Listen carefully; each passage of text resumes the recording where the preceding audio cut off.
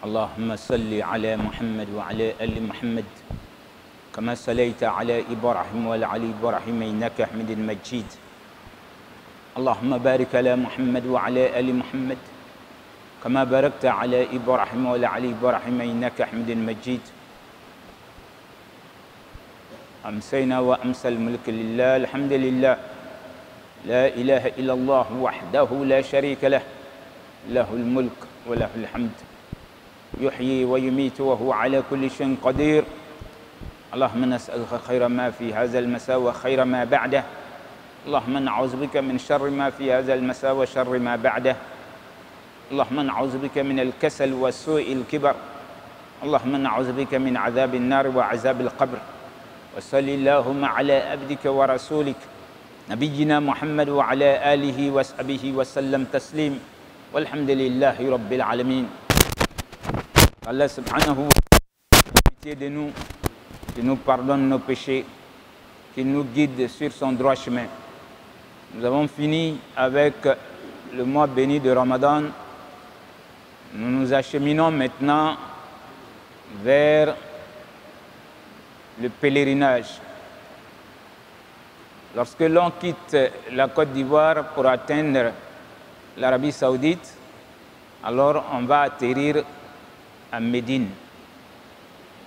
Et il y a certaines personnes qui s'étonnent et qui disent, on nous a dit qu'aller à Médine ne fait pas part des rites du pèlerinage. Mais pourquoi aller commencer à Médine? C'est bon de le savoir.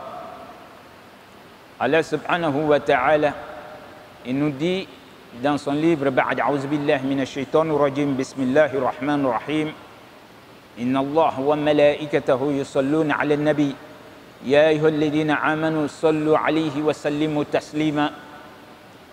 Il dit, lui Dieu et ses anges prient pour le prophète Mohammed sallallahu alayhi wa sallam. Alors ceux qui sont musulmans croyants, Dieu nous invite à prier comme lui-même et ses anges. Il dit de prier sur le prophète comme lui et ses anges le font. Donc le prophète sallallahu alayhi wa sallam se trouve dans cette ville qui est appelée Al-Madinatul Munawwara. Avant que le prophète ne vienne là-bas, c'était même prédit que c'est là-bas qu'il va vivre.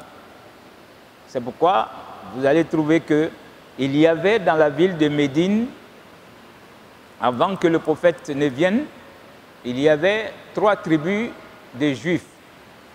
Pourquoi ils étaient là-bas? Parce que lorsque Moïse passait, Moïse, quand il a quitté où il était, il venait pour faire le pèlerinage à la Mecque, il a montré la terre de Médine. En ce moment, personne n'y vivait. Il a dit, c'est ici que le dernier messager de Dieu va s'installer et c'est ici qu'il va vivre. Donc, au retour du pèlerinage, alors il y a des gens qui étaient dans son groupe qui ont préféré s'installer là-bas avec l'espoir que ce dernier messager de Dieu vienne de leur tribu. Parce que la majorité des prophètes et des messagers, ils ont été juifs. Donc, Bani Qaynuqa, Bani Nadir, tous ceux-là, ils étaient à Médine en train d'attendre. Parce qu'ils se disaient, comme Moïse a prédit que c'est ici, le dernier messager va s'installer, alors pour eux, Moïse étant un juif, alors ça sera quelqu'un qui va venir de leur tribu. Subhanallah. Voilà que Allah subhanahu wa ta'ala, effectivement, il va vouloir que le prophète il naisse à la Mecque. Donc il est de la Mecque. Alors il va recevoir son message là-bas. Mais on va tellement l'acculer, on va tellement martyriser ses disciples. Alors ils étaient obligés de quitter par la permission de Dieu. Alors c'est les Médinois qui ont accepté la foi qu'il a envoyée, alors qu'à la Mecque, on était en train de les persécuter. Et donc la ville qui va donner l'asile aux messagers d'Allah subhanahu wa ta'ala, c'est Médine, chers frères et sœurs. Donc pour cette raison, cette ville-là nous plaît. Parce que le prophète sallallahu alayhi wa sallam, quand on a voulu attenter à sa vie, alors c'est là-bas qu'il va se diriger. Et c'est là-bas les gens vont lui permettre d'entrer avec tous les honneurs. Et Allah subhanahu wa ta'ala, Wallah, pour vous démontrer que ce messager-là est grand, il nous dit lui-même Dieu et les anges. Personne ne connaît le nombre des anges sauf Allah subhanahu wa ta'ala. Parce que le prophète va nous dire que le Bayt al-Ma'mour, c'est la direction de la prière. La direction de la prière des anges, c'est ce qui est dans les cieux.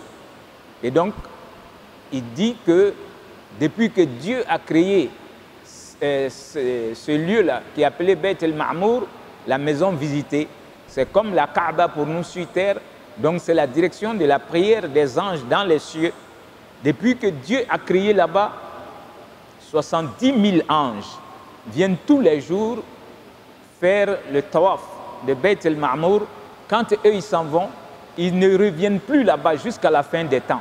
Subhanallah. Les anges, Dieu les a créés avant notre père Adam. Donc c'est pour vous dire, depuis que Dieu a créé les anges, ils ne font qu'adorer Dieu. Ils n'arrêtent pas, ils ne mangent pas, ils ne dorment pas. Ils ne font qu'adorer Allah subhanahu wa ta'ala. Et Dieu nous dit, dans ce hadith, le prophète nous apprend, 70 000 parmi ceux-là, chaque jour, quand un groupe vient faire le tour, quand ils quittent là-bas, et ils ne vont plus arriver là-bas jusqu'à la fin de Dunya. Ça vous dit combien de fois ils sont nombreux les anges, et personne ne connaît leur nombre sauf Allah subhanahu wa ta'ala. Eux, ils ne savent pas transgresser les lois de Dieu. Ils ne font que ce que Dieu leur demande. Et Dieu nous dit, lui et ses anges, eux, ils prient pour le prophète. Donc nous, les croyants, Wallahi, quand on dit Allahumma salli ala Muhammad wa ala ali Muhammad, c'est comme si on a eu pitié de nous-mêmes. Parce qu'il va dire, Man salla alayya marra sallallahu alayhi biha ashra. Si tu fais une seule salat pour le prophète en disant Allahumma salli ala Muhammad wa ala ali Muhammad, le prophète dit, tu dis ça une seule fois, Allah et les anges prient pour toi 10 fois. Les anges prient en disant Allah, ton serviteur un tel, il faut avoir pitié de lui. Parce qu'il a dit Allahumma salli ala Muhammad wa ala ali Muhammad wa sallim. Donc les anges vont répéter ça jusqu'à 10 fois. Et 10 fois, Allah va confirmer qu'il a pardonné à son serviteur qui a fait la salat pour le prophète une seule fois. C'est pourquoi si tu fais 100 fois, ça efface tous tes péchés. 100 fois la salat sur le prophète. On revient pour dire, ce grand homme, sur lui, la paix et la bénédiction d'Allah subhanahu wa ta'ala, il repose à Médine. Wallah, et pour cette raison, on doit aller à Médine. Pour cette raison, on doit aller à Médine. Parce que c'est à Médine, tu peux être proche du prophète Mohammed sallallahu alayhi wa sallam. Quand tu t'arrêtes seulement à la Mecque, tu ne peux pas avoir cet honneur-là. Donc le prophète sallallahu alayhi wa sallam, Dieu l'a tellement honoré. Le fait qu'il soit dans la ville de Médine, qui n'était pas comme la Mecque, parce que c'est Dieu qui a rendu la Mecque haram, c'est-à-dire un lieu sacré. Depuis le jour que Dieu a créé les cieux et la terre, la partie de la terre qu'il a sacralisée, la partie de la terre que Dieu a honorée, c'est la Mecque. Donc c'est Dieu lui-même qui a rendu la Mecque haram. Et il a voulu que sa maison pour l'adorer soit construite là-bas. Inna awwala baytin wudi'a lin-nas lallati bi Bakkata mubarakan wa hudan lil alamin. Dieu dit la première maison qui a été bâtie sur terre pour adorer Allah subhanahu wa ta'ala, c'est ce qui se trouve à la Mecque, qui est la Kaaba. Donc ça a été la première direction de prière pour adorer Dieu. Notre père Adam a été celui qui a adoré Dieu en faisant face à cette maison-là. Et avec le temps, Dieu a donné d'autres directions, comme la mosquée de Palestine. C'est-à-dire, cette mosquée a aussi sa valeur. Et le prophète sallallahu alayhi wa sallam, il viendra mettre les mosquées en ordre. Il va dire, si l'on doit voyager pour aller faire la visite sur terre, on peut attacher son bagage pour aller dans trois lieux. D'abord, on peut aller à la Mecque. Si tu n'es pas allé à la Mecque, pour une Umrah, tu peux aller à Médine. Et sinon, tu vas à Beit el-Maqdis, qui est actuellement à Jérusalem. Et donc, Allah subhanahu wa ta'ala, il a sacralisé Makkah. Une fois tu rentres là-bas, c'est Dieu lui-même qui le dit, tu es en sécurité. Et donc, par honneur pour le prophète sallallahu alayhi wa sallam, c'est le prophète Mohammed qui va demander à Allah subhanahu wa ta'ala, en lui disant, Seigneur, de la manière que tu as fait de Makkah haram, il faut faire de Médina aussi un haram, un lieu sacré. Dieu lui a accordé cet honneur-là. Subhanallah. C'est Dieu qui a rendu Médina sacré. Parce que le prophète Mohammed sallallahu alayhi wa sallam, on l'a chassé de la Mecque, qui est sa ville natale. Alors, comme il doit aller vivre dans une autre ville qui est à plus de 400 km de la ville sacrée de la Mecque, alors Allah subhanahu wa ta'ala a accepté la demande du prophète sallallahu alayhi wa sallam. De la manière que Makkah est haram, c'est de cette même manière que Médine est haram, chers frères et sœurs. Donc, quand tu rentres à Médine, tu es sous protection de Dieu. Quand tu rentres à Médine, on ne doit pas te faire peur. Même les chiens, même les animaux qui sont errants dans la ville, on ne doit pas les faire peur. À la Mecque comme à Médine, si tu dois couper des herbes ou bien couper la branche d'un arbre, il faut que tu aies besoin de cela. Tu vas prendre pour aller te servir avec. Sinon, si tu coupes seulement pour jeter, c'est comme tu as péché. Parce que c'est une ville sacrée. Et donc, pour vous dire combien de fois Médine est une ville importante. Donc, Dieu, le statut qu'il a donné à la Mecque, c'est ce même statut-là qu'il va donner à Médine. Mais il a voulu que Makkah soit toujours la première des cités sur terre, parce que quand tu fais une prière dans la mosquée de la Mecque, tu as 100 000 récompenses pour une prière obligatoire. 100 000 récompenses. Quand c'est en Ramadan, on te donne 100 000 jusqu'à 70 fois. Et si c'est les autres mois, c'est 100 000 récompenses à la Mecque. Et si c'est à Médine, c'est 1000 récompenses. Vous voyez la différence? Subhanallah. Et donc, on doit venir regarder la ville de Médine, parce que le prophète sallallahu alayhi wa sallam, il va nous dire, partout où vous serez, quand vous faites la salat sur moi, vous me saluez, parce que la salat, c'est saluer le prophète. Alors, soyez sûrs que Allah subhanahu wa ta'ala, il va me redonner mon âme, je vais répondre à votre salut. Et donc, si tu es ici, tu peux saluer. Mais si tu arrives en Arabie Saoudite, ça reste quelques kilomètres seulement. Wallah, je ne resterai pas à Jeddah ou bien à la Mecque. Je vais venir jusqu'à dans sa cité, la cité qui lui a donné l'asile, la cité qu'il a protégée.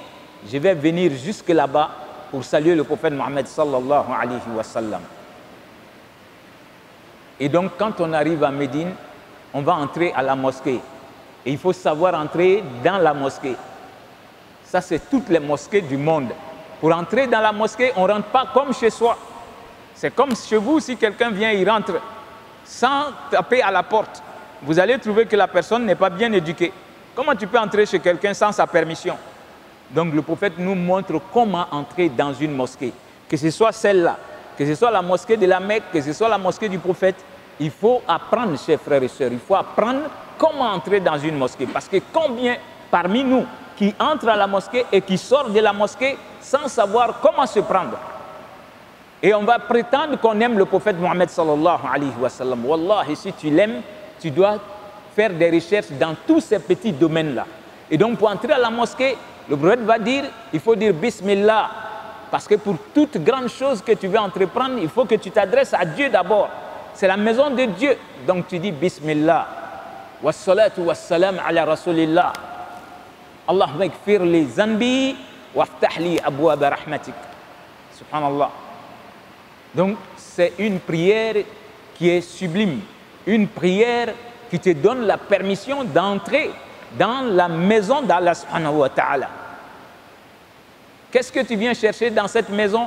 C'est la rahma de Dieu, la miséricorde de Dieu. C'est pourquoi depuis la porte déjà, tu t'adresses à Dieu et tu pries pour son messager qui t'a montré comment entrer dans cette maison.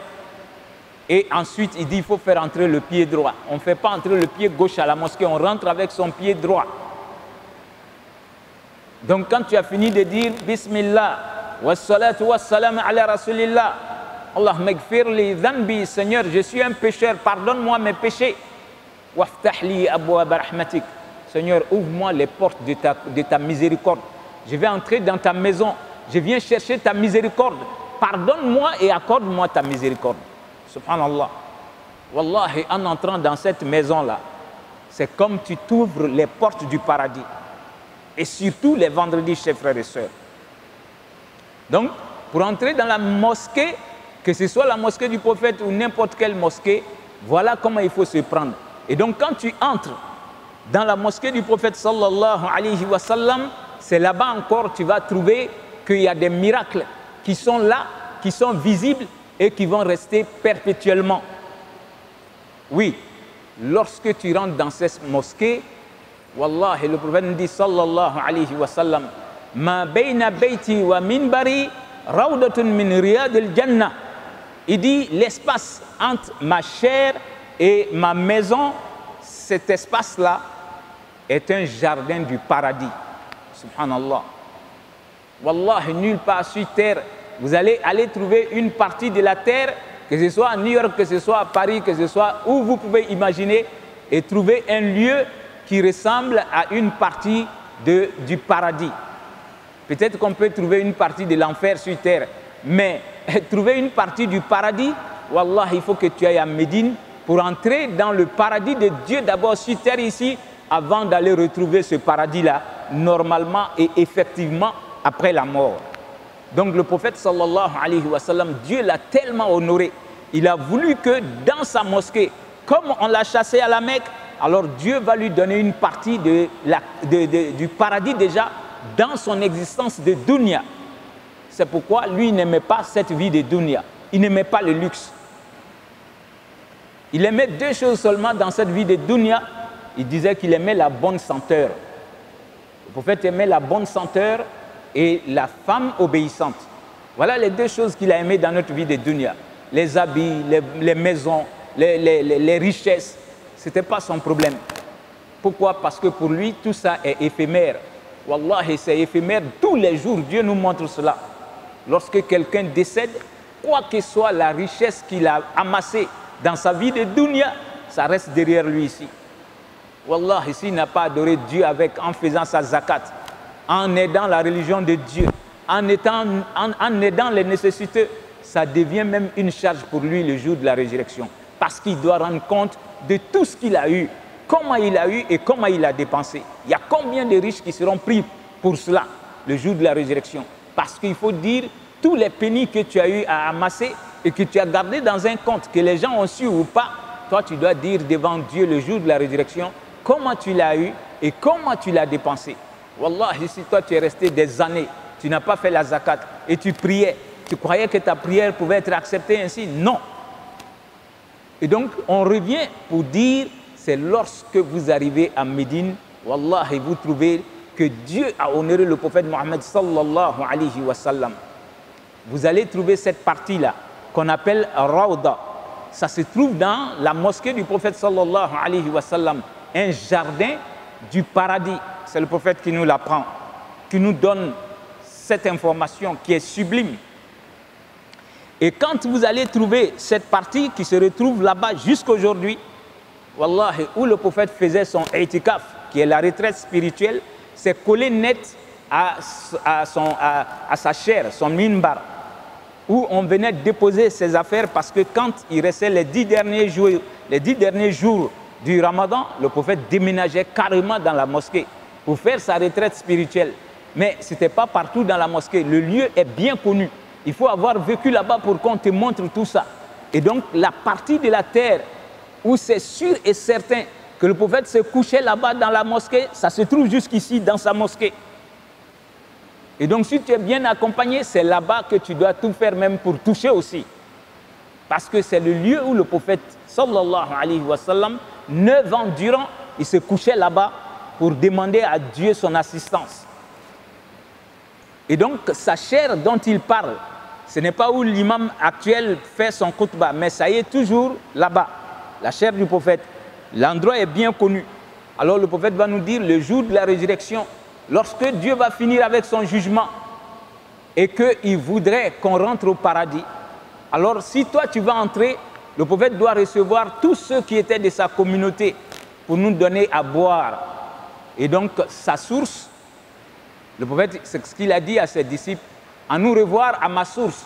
Et cette source-là, si Dieu te permet de boire de l'eau de cette source, c'est un signe que toi tu vas entrer au paradis. Et le prophète dit, si tu as pu boire de sa source, Wallahi, tu ne seras plus affamé, tu ne seras plus assoiffé. Et donc les boissons du paradis, ça sera un plaisir pour toi d'en boire, mais tu ne vas pas en boire parce que tu es assoiffé. Et donc c'est un grand signe qu'Allah fasse que vous et moi, qu'on puisse boire de la source du prophète sallallahu alayhi wa sallam. Et mais c'est à cette source-là que d'autres seront renvoyés. D'autres vont s'approcher du prophète, on va leur dire non, non, non, non, vous ne pouvez pas vous approcher. Et comme le prophète n'était pas là pour voir tout le monde, il va s'étonner puisqu'il va reconnaître les gens de sa communauté. Il va dire non, ils sont aussi de ma communauté. Et Jibril va dire, tu ne sais pas ce que ceux-là ont fait derrière toi. Ils ne sont pas de ta communauté. Ils prétendaient être des musulmans, mais ils associaient d'autres divinités à Dieu. Combien de bagues ils mettaient en pensant que ces bagues-là les protégeaient? Combien d'amulettes ils avaient dans la poche? Ils venaient même s'asseoir à la mosquée avec, en pensant que quand ils ont ces amulettes, ils ont la force avec eux. Donc tu es en train d'associer d'autres divinités à Dieu et pensant que tu es de la communauté du prophète Mohammed sallallahu alayhi wa sallam.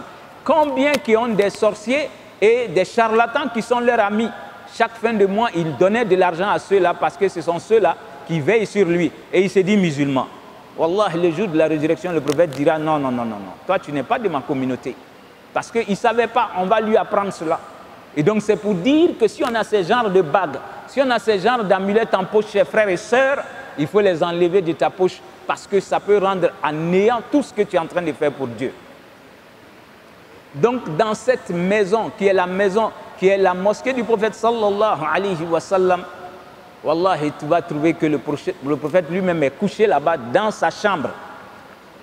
Dans sa chambre, il est encore couché là-bas. C'est le seul messager de Dieu, le seul prophète dont on connaît le lieu où il se trouve avec certitude. Les autres grands prophètes qu'on a connus, où ils sont, personne ne sait où se trouve leur tombe. Le seul qui n'est pas encore mort, c'est Jésus qui est dans les cieux. Et Dieu nous dit, dans les hadiths, il va descendre. Lui n'est pas encore descendu, mais il va mourir. Et après 40 ans, il va demander qu'il meure aussi à Médine. Pourquoi? Parce que lui aussi, il voudrait que le jour de la résurrection, ceux qui seront à Médine et que le prophète sera ressuscité, alors quand il doit intercéder, ça sera plus vite pour ceux qui sont à Médine. C'est pourquoi il disait « Man mata bi ahd al-haramain wajabat lahu shafa'ati » Celui qui meurt dans l'une des deux grandes cités, la Mecque et Médine, alors mon intercession devient obligatoire pour ceux-là. C'est pourquoi le bon croyant, wallah, si on avait un lieu où aller mourir, nous tous on doit demander à Allah subhanahu wa ta'ala, Seigneur, fasse que j'aille mourir à la Mecque, ou bien fasse que j'aille mourir à Médine, pour avoir la certitude que le prophète Mohammed sallallahu alayhi wa sallam, il pourra intercéder pour moi. Subhanallah. Donc, j'ai déjà vu des gens qui ont demandé ça à Dieu. Seigneur, fasse que, si moi je dois mourir, que je ne meure pas à Abidjan. Seigneur, amène-moi à aller mourir près du prophète Mohammed sallallahu alayhi wa sallam. Parce que le prophète nous dit, lorsque les gens vont mourir et que tout sera mort, Dieu, quand il va vouloir que la terre s'ouvre à nouveau, puisqu'on sera tous sous la terre des années durant, la première partie de la terre qui va s'ouvrir, ça va s'ouvrir sur le prophète Mohammed sallallahu alayhi wa sallam. Donc c'est sur cette terre-là que lui, il est enterré. Toi, tu vas aller mettre ton pied sur cette terre. Subhanallah. Quand il sera ressuscité, alors les gens seront ressuscités après lui. Il va dire qu'on sera nus. On sera nus comme le jour que ton père et ta mère t'ont mis au monde. Tu n'es pas venu avec un tissu sur ton corps. Donc les hommes et les femmes seront ressuscités. Tout ce qu'on a coupé sur notre corps, comme les poils, les ongles, tout va repousser. Et si tout repousse, ça dit, vous vous imaginez, depuis combien de temps tu as rasé ta tête, tu as coupé tes ongles. Le prophète dit, tout revient comme c'était. Subhanallah. Et tu vas te présenter à Dieu. Alors, ce jour-là, la première personne que Dieu va vêtir, ça sera le prophète sallallahu alayhi wa sallam. Notre mère Aïcha va demander, mais messager de Dieu, les hommes et les femmes, ils vont être ensemble et puis ils vont se regarder. Le prophète dit, ce jour-là sera tellement préoccupant que tu ne sauras même pas si c'est un homme ou une femme qui est à ta gauche ou à ta droite. Et donc l'homme qui pourra intercéder pour toute l'humanité, wallahi, dans la mosquée où il est couché actuellement, c'est là-bas, toi tu vas mettre pied. Wallahi, ça mérite d'aller à Médine pour voir ce lieu et prier pour lui. Quand tu as fait la salat pour lui, tu as prié pour toi-même. Ensuite, tu vas rendre visite aussi à ses deux compagnons, qui sont Abu Bakr et Omar, qui sont couchés à côté de lui. Et voilà de grands messieurs.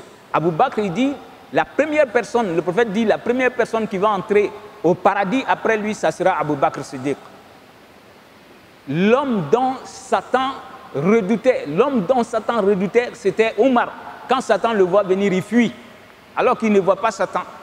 Lui, il est couché près du prophète dans la même chambre. Ce sont des grandes personnes comme ça que toi, tu t'en vas saluer. Et tu es sûr que c'est là-bas leur tombe. Et donc, chers frères et sœurs, Médine est un lieu sublime. Médine est un lieu que Dieu a honoré. Alors, c'est à Médine aussi, tu vas voir une montagne qu'on appelle Uhud. Le prophète dit, si vous voulez regarder quelque chose du paradis, alors regardez cette montagne qu'on appelle Uhud. Il dit, cette montagne, elle nous aime et nous l'aimons parce qu'on sera au paradis ensemble. Alors si vous voulez regarder quelque chose qui va se trouver typiquement dans le paradis, comme ça y est dans votre vie de dunya, alors regardez Uhud. Uhud ne se trouve pas quelque part d'autre sur la terre si ce n'est pas à Médine, chers frères et sœurs. Pour faire le tour de Uhud, ça fait environ 7 km. Vous allez prendre peut-être 30 minutes en voiture pour faire le tour. Et le prophète est monté sur cette montagne et ça s'est remué. Il a dit, Uhud, alors sois stable, il y a sur toi le messager de Dieu, avec le véridique qui est As-Siddiq et des martyrs qui étaient, Abu Bakr, qui était le Siddiq, et Omar, qui a été martyrisé, comme Ali aussi, qui était avec eux. Donc pour vous dire qu'il y a des grands lieux à Médine à regarder. Il y a le quartier qui est appelé Quba. C'est là-bas qu'on a construit la première mosquée de notre religion. C'est là-bas qu'il y a eu le premier vendredi de cette religion, à Quba. Le prophète dit, si tu fais l'ablution chez toi, tu t'es déplacé pour aller à cet endroit-là, qui est une mosquée, à Quba, si tu allais faire 2 rakats, Dieu te donne la récompense d'une umrah. C'est comme quelqu'un qui allait faire la umrah. Et ce lieu-là ne se trouve nulle part sur terre, si ce n'est pas à Médine, chers frères et sœurs. Et donc, une fois de plus, pour dire que la ville de Médine, ce n'est pas une ville où tout le monde peut aller aussi.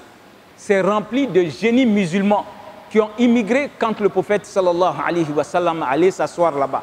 C'est pourquoi le prophète va dire que ce soit la Mecque ou à Médine, quand tu vois un serpent dans ta maison, tu ne te mets pas à tuer le serpent directement. Parce que ça peut être un génie et ils prennent toutes les formes. Le prophète dit, si tu vois un serpent dans ta maison, à Médine surtout, il faut parler au serpent. Il faut lui dire, si tu es une créature de Dieu, tu es un musulman, il faut quitter ma maison. Tu lui dis ça et tu attends. Tu peux attendre une journée. Si tu vois qu'il n'est pas parti, c'est que c'est un vrai serpent. Tu peux tuer maintenant. Mais sinon, quand tu as fini de parler, combien de fois ça s'est arrivé, il disparaît. Ça veut dire que c'est un génie qui était dans ta chambre. Et ça, c'est arrivé parce que le prophète sallallahu alayhi wa sallam, il a un disciple qui a vu un serpent dans sa chambre et qui a pris son sabre, il a coupé la tête du serpent. Le serpent est tombé et lui-même, il est tombé. Et c'est là le prophète va donner cette information. Il va dire, il y a à Médine ici des milliers de génies qui vivent avec nous, qui sont musulmans comme vous. Donc lui, il a pris son sabre. Quand il a tapé, l'autre aussi, il était armé. Il a tapé, c'est pourquoi les deux sont morts en même temps. Pour vous dire combien de fois cette ville-là, elle est une ville qu'on doit pouvoir visiter avant même de prendre son ihram là-bas et aller faire la umrah comme le prophète Mohammed sallallahu alayhi wa sallam. Donc qu'Allah nous permette d'aller faire le pèlerinage, qu'Allah nous permette de voir cette ville qui est sacrée, cette ville que Dieu a honorée, parce que c'est là-bas que se retrouve l'homme que Dieu a rendu plus grand que les anges, que toutes les créatures. C'est là-bas qu'il est. Et donc pour cette raison, on doit aller visiter Médine. Subhanakallahumma wa bihamdik, nashhadu an la ilaha illa anta, nastaghfiruka wa natubu ilayk, subhana rabbika rabbil izzati ma yasifun, wa salamun ala al-mursalin walhamdulillahi rabbil alamin.